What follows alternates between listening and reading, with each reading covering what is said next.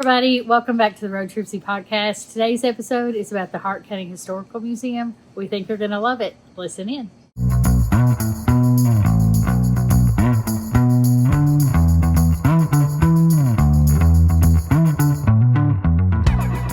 We are here today in the Hart County Historical Museum. Welcome in. Thanks. In downtown Munfordville, which is the county seat of Hart County. Yes. You all have so many amazing artifacts that people can come in and view and read about and learn more about. You all also have a genealogy center or a library. Yes, genealogy library is right next door to the museum. A couple of years ago, we were able to take over that building and expand our library. So we have our family files over there, our books, our photographs. We're working really hard to preserve photographs with the appropriate materials. And so we're excited to have researchers every day at the library. Now, I'm not too much into genealogy. Tell me what it means. Tell me what a family file is. Well, when people come in and ask us for information, they will often give us their information. Oh. So in the 1960s, when the Historical Society was started, and Mary Willa Brandstetter was here for so many years, they really worked hard to get a lot of family tree charts from Hart County families. And we continue to do that today. So if we have a researcher, we really ask them to share their information with us. So it builds our files. So that's really great. Often people will, if they don't have children, they don't have anybody to pass their family tree information to that they've gathered over the years, they will donate their family tree information to us, which is fantastic because we can preserve it forever. And we're working hard right now to get things in digital form, PDFs, and that is very time consuming and costly. So it's a work in progress. But every time someone brings a photograph in, we'll try to scan it to the computer, and that way we build our files. But most of your files are hard copies. Yes, most are hard copies, and we can make copies for people or do a PDF and send it to them on email. Whatever they prefer. Sometimes people will bring in a thumb drive and we put it on that. Wow. So, we have a lot of our quarterly publication that comes out 4 times a year. Always has family tree information and stories from Hart County. So if they're a member of the Hart County Historical Society, they will get that in the mail, and often that'll have some family tree information in there. We have people that come into the library to research. Often they're researching cemetery records. We have an extensive cemetery list and records. One of our members, Judy Lawler, worked a lot of years on building the cemetery records. But so we're pleased that we have that. We'll have people come in trying to find a cemetery. We'll have a board member or two that don't mind or have time, and they'll go out with them to find a cemetery, and that's so helpful. When we've gone to other areas and tried to, it's hard to find if you don't know a local. So we can usually point people in the right direction that way. So research is fun, and we like a good mystery. It is, isn't it? It is. We like to solve a good mystery, and there are a lot of quote unquote family stories that don't get put in the family trees. But with Ancestry DNA these days, things pop out. So interesting. Yeah. You're right. It is. We love a good story. Yes. We love a good mystery. Yes. And all of this definitely lends itself to that desire in us, to our curiosity. Yes. And how many people do you all see come through each year? Do you have any idea Gosh, to research? I have not checked our stats on who signs into the museum this year. That's a question I can't answer, okay. Rochelle. That's okay. But we have people every day, and we have people from all over the world. It's kind of amazing, the people that show up from Italy or Spain or, just so many different interesting places. So when we have them sign in, we're always asking them their story. So they get to tell us a little bit about them when they walk in the door. Yeah, and we all love a good shared story. I mean, yes. that's the best of relationships, Yes, right? and we love giving tours at the museum.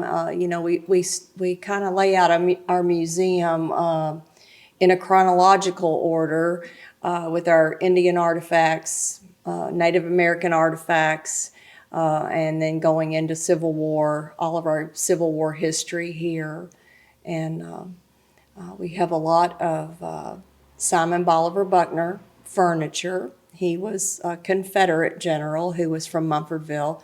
And then we have General Wood, some pieces of his furniture that we received in the last couple of years. He also grew up in Munfordville and was a Union general. They were friends, childhood friends. Wood did not stay here as an adult after the war. He went to Ohio. And then recently, someone in Ohio at his home contacted us and said they had his bedroom set. Wow. And would we like to showcase it? Wow. So they shipped it to us. And so we're lucky upstairs. In our upstairs, we have a Buckner bedroom, a lot of furniture from Glen Lilly, which the Glen Lilly replica is behind me. Susan Craddock Lafferty did the replica, and her mother did the Glen Lilly print that we have for sale here. So she did a fantastic job putting that replica together because Glen Lilly no longer exists. It burned in the 60s. The house did. But we're fortunate we have a lot of furniture and artifacts from that time period and from Buckner. And then, of course, people donate things all the time, which are wonderful additions to the museum. We have a great basket room upstairs because Hart County has such a rich tradition of white oak basket making. And Dr. Jimmy Middleton has promoted basket making in the county for years with his contest at the Hart County Fair. We have a couple of expert basket makers in the area that continue to help us have classes for basket making. We get a grant once in a while from the Kentucky Arts Council, and we usually use it for the basket making classes. Are there any scheduled for 2026 We already? are hoping so. We think we just received a grant that might allow us to have a basket making class. We haven't been able to do that for a couple of years. So I'm thinking we will this year. So people can contact you all. Yes. And stay tuned in. If someone is interested in basket making, they really should contact us as soon as possible and get their name on a list because it's always filled up quickly.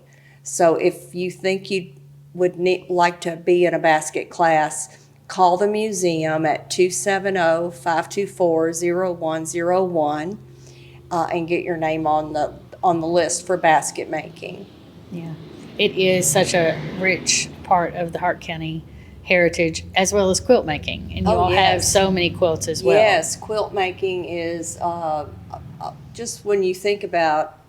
I know we still have a Hart County homemakers group, but we've had that for a very, very, very long time. And I have so many photographs of the homemakers. We just got this week a couple of scrapbooks from the Priceful homemakers someone had, newspaper articles and photographs. I have a lot of Cub Run, the homemakers back in the day, and so we're digitizing that. But we have a lot of quilts here at the museum that have been donated, but that's such a rich heritage. It is. It is. And one that continues. Yes. There are still people here making quilts who have those skills. So And My mother didn't really make quilts, but my grandmother did. Yeah. Yeah. And she was a Cub Run heritage. So, Yes. Yeah. My mom still. I just actually dropped off a quilt top to her 15 your minutes mom ago. is still quilting, I'm Oh, sure. yeah. Yeah. She's still making and quilting. And you all, so pretty much everything someone would come and see in the museum has been donated. Yes, we take donations. We really don't take loans. People sometimes want to come in and loan things and then take them back, but we really don't do that. We take donations, and they know that their items will be housed and cared for and never discarded. So we appreciate all the donations we get. We have a lot of donations that have come to the museum. We continue to get some donations for the Woodson House property that's just across Green River. We have Anthony Woodson's home. We own that, and we are working on trying to upgrade that home into more of a museum setting where we can have tours over there. So we're looking for pieces that would go into that home during the time frame when it was built, before the Civil War. Then the home burned and they rebuilt it. So we're looking for pieces in that era and starting that process this year. It's a special place. It is It's a very special special property. place. Right. Beautiful property. Yeah, a couple of years ago, Fiscal Court helped get a grant for sidewalks to go around the property, which makes it disability accessible. And then we have new bathrooms over there, an outside building that's very, very nice, and it's all accessible to people in wheelchairs, that kind of thing. But on top of that, just the sidewalks walking around the property is helpful. Mm-hmm. The entire property. And the property is open now a couple of times a year? It is. The building is open for special events, and if we know someone is coming into town or in the area and you want to have a tour, we can make that happen by appointment. We don't have the building open all the time, but the grounds are open all the time. There are picnic tables over there, and people can go over there and eat and have lunch and enjoy the outdoors. That's perfectly acceptable. And pretty much during Civil War days, it's open. Yes. The building. Yes. Yeah, we usually have it open during that time. Special events, we'll have it open. We had like a Roaring 20s event over there with music on the grounds, and one of our board members, Patrick Goodman, brought his old antique cars. I remember this. And we had a lot of fun that night. It sounds fun. Yeah. Let's talk a little bit about the Civil War history. Okay. There is Civil War days here. Yes, annually. Usually the second weekend in September, which was when the Battle of Munfordville happened. We have a Civil War Days event. So we will have vendors in the courthouse square, usually some events related to Civil War history. The museum's always open during that time frame. And you have musicians of the period? We do. And usually they have a blue-gray ball with the ladies all decked out in their finery. And then they have a lantern tour of the battlefield. All the reenactors come in, and they really like setting up at the actual battlefield. They spend their whole weekend there with their tents. We have a school days event for children, so we have a lot of students that come in for that, and a lot of homeschool groups that come in to see the living history camps and learn a little bit more about what happened here. For the Battle for the Bridge. Which was a lot, it seems. Yes. And you will also have, Munfordville has a historic walking tour. We do. And Munfordville Tourism put together a brochure about that, with their brochure, with all the historic buildings in town, like the Presbyterian Church, which was used as a hospital during the Civil War. Charlie Williams' law office was the town school, but it was also used as quarters for the nurses for the hospital during the Civil War. We have the old Mumford Inn, J.D. Craddock's law office, which was General Wood's home. So we have a rich history here. And people can walk about and see those Yes. any day of the year. Any day of the week, yes. Yeah. They can do the walking tour, and the brochures are here. We can point them in the right direction. Yeah, that's very nice. Yeah.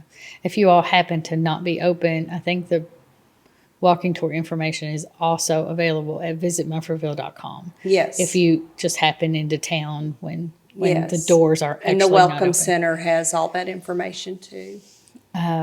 So there's quite a bit of history here. Yes, yes. And lots of ways to interact. And if you're watching this, listening to this in the winter, you all make a lovely winter road trip. We do. We to- get a lot of visitors in January and February. Yeah, we really do. Because it's nice and cozy. It's a great time to settle in, do some reading. It is. We have a Soft- nice bookstore as well. So Okay. we have a lot of local authors with their books here. Virginia Davis, we have a couple of her books here, and Charlie Williams. And then we have some Barron County books, which hit on Hart County history. We have the Cyrus Edwards book that talks about Frenchman's Knob. So we also have a nice book on Munfordville history.